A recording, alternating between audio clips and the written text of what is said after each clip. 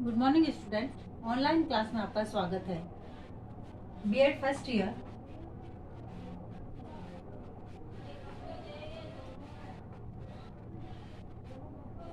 सामाजिक विज्ञान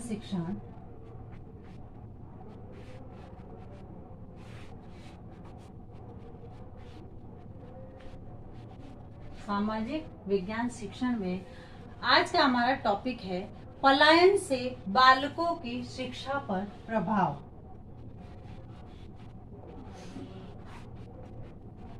पलायन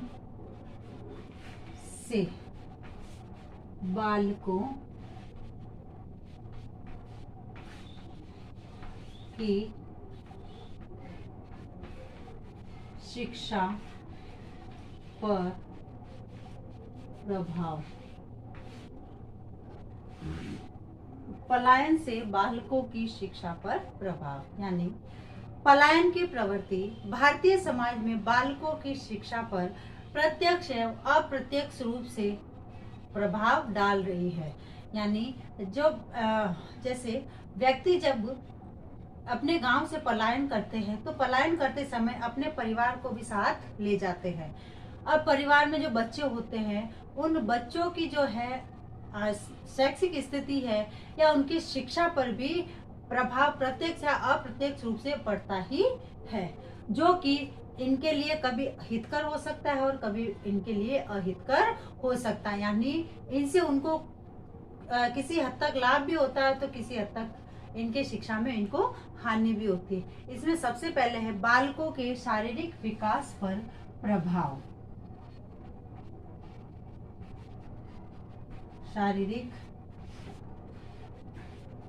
विकास पर प्रभाव यानी पलायन से जो है बालकों के शारीरिक विकास पर प्रभाव पड़ता है। नवीन शिक्षण विधियों से प्रभावित होकर नवीन भारत बालक में शारीरिक विकास पर बहुत बल दे रहा है।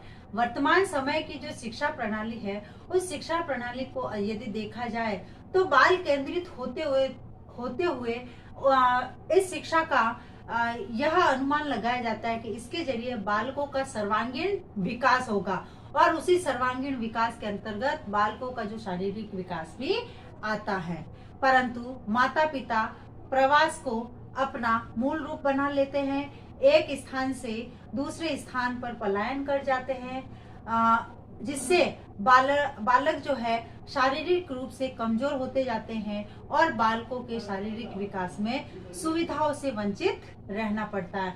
यानी जब बच्चों के माता पिता एक जगह से दूसरी जगह पर जाएंगे तो उनके शारीरिक विकास पर भी इसका प्रभाव पड़ता है और जो उनको खाने के लिए जो उनको अपने पोषित जो आहार मिलना चाहिए वह उनको टाइम पर नहीं मिल पाता है, जिसके कारण वह जो है शारीरिक विकास की सुविधाओं से वंचित रहना पड़ता उनको। फिर है बालक के मानसिक विकास पर प्रभाव।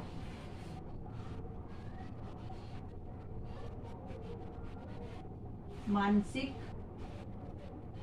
विकास पर अब जो दूसरा जो प्रभाव है वह बालकों के मानसिक विकास पर पड़ रहा है। यानी भारतीय संविधान जो है जाति धर्म का भेदभाव किए बिना ही नागरिकों को समान अवसर प्रदान करता है। या भारतीय संविधान में जो जाति धर्म इन सब से ऊपर उठकर एक समानता का अधिकार दिया है। फलतः बालक किसी विशेष संस्था में जाकर किसी प्रकार की शिक्षा प्राप्त कर सकता है और प्रवास की स्थिति में बालकों की शिक्षा का स्थानांतरण अन्य विद्यालयों में होता है।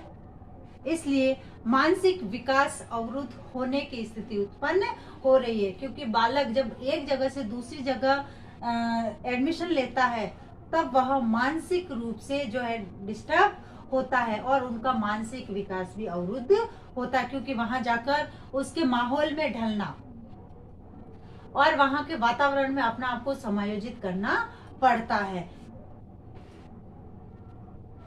कभी कभी विभाजित समाज जो भी विद्यालय स्थापित करता है उसके द्वारा सभी बालकों के लिए उसके द्वार जो है सभी बालकों के लिए खुले नहीं रहते हैं और यदि इन विद्यालयों में उनको प्रवेश मिल भी जाता है तो बालकों के साथ उचित व्यवहार नहीं किया जाता है। तो उस उचित व्यवहार नहीं होने के कारण वह मानसिक विकास पर उनके प्रभाव पड़ता है।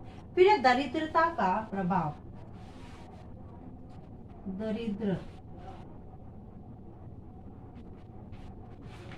का प्रभाव। अब बालकों की शिक्षा पर जो है दरिद्रता का भी प्रभाव पड़ता है, क्योंकि अधिकतर बालक के माता पिता पलायन करते हैं क्योंकि उनकी आर्थिक स्थिति कमजोर होने के कारण। वे गरीब परिवारों से संबंधित होते हैं, तभी तो वो पलायन करते हैं काम काज की तलाश में। ऐसे बालक का रहन सहन, उनका स्तर ठीक नहीं होता है और शहरीकरण होने से ऐसे बालक गंदी बस्तियों में निवास करते हैं। इसी संबंध में डॉक्टर आर के मुखर्जी ने लिखा है। डॉक्टर आर के मुखर्जी लिखते हैं कि मनुष्यता को दुर्बल बनाया जाता है। किसके कारण? दरिद्रता के कारण। तथा नारीत्व का अपमान किया जाता है। नारीत्व का अपमान किया जाता है और बाल्यावस्था को प्रारंभ होने से पूर्व ही उसको दरिद्र बनाया जाता है। ऐसी दशा में ऐसा सोचना कि बालक का विकास होगा केवल एकमात्र भ्रांति है, केवल हमारा भ्रम है कि ऐसी स्थिति में भी बालकों का सर्वांगीण विकास होगा। इससे बालकों का विकास तो रुकेगा ही, साथ ही बालक की जो शिक्षा है वह अवरुद्ध हो जाती है। तो यानी दरिद्रता को भी बालकों की शिक्षा पर एक प्रभाव बताया गया है। फिर है पारिवारिक विघटन का शिक्षा पर प्रभाव। पारिवारिक विघटन।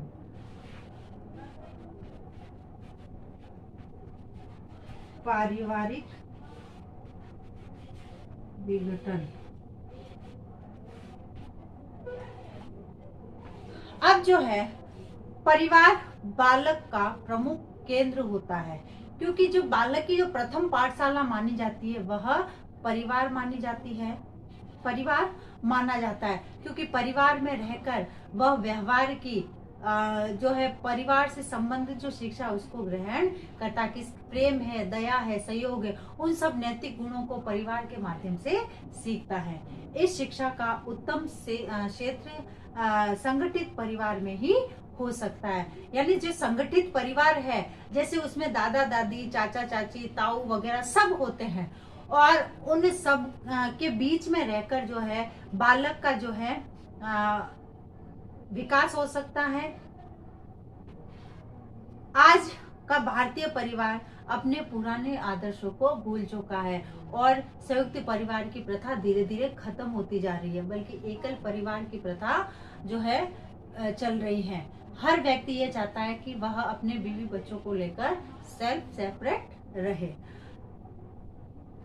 भूल चुका है औद्योगिकरण, यंत्रीकरण और अन्य अनेक ऐसे कारणों से परिवार का विघटन हो रहा। कुछ मजबूरी बस जो है गांव को छोड़कर जा रहे, औद्योगिकरण के कारण, शहरीकरण के कारण, जो है यंत्रीकरण के कारण, और कुछ लोग कामकाज की तलाश में जा रहे हैं, जिससे कि परिवार जो है टूटता जा रहा है। कुछ परिवार के सदस्य अन्य स्थानों के लिए पलायन कर जाते हैं। ऐसे बालकों को सामाजिक चरित्र में ढाला जाना असंभव है, क्योंकि ऐसे बालक पलायन की स्थिति में जो है उनको सामाजिक जैसे चरित्र है उनमें जैसे दया है, सहयोग है, प्रेम है, इनकी अगर हम विकास करना चाहें तो नहीं कर सकते हैं। फिर है अपराध का शिक्षा पर प्रभाव। अपराध का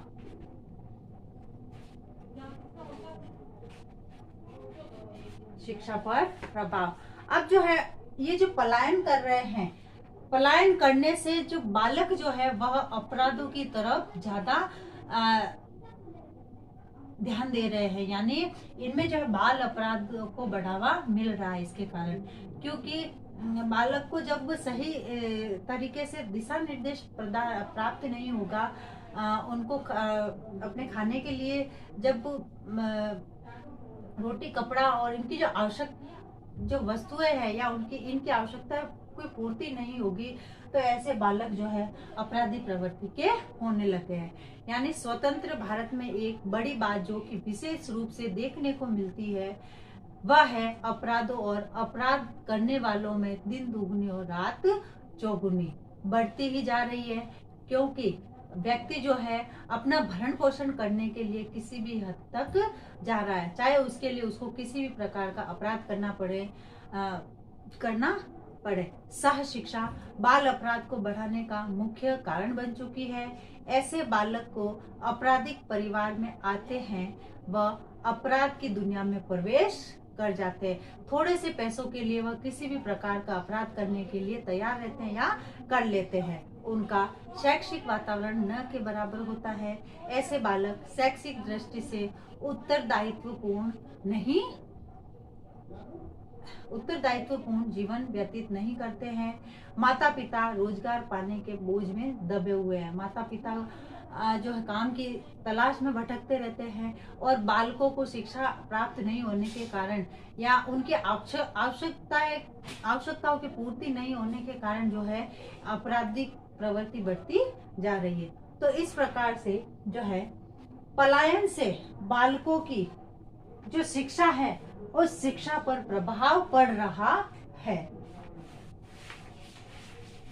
क्योंकि जब व्यक्ति एक जगह पर नहीं रहता है तब बालकों की शिक्षा पर प्रभाव पड़ता है। अब है आज का आपका गृह कार्य।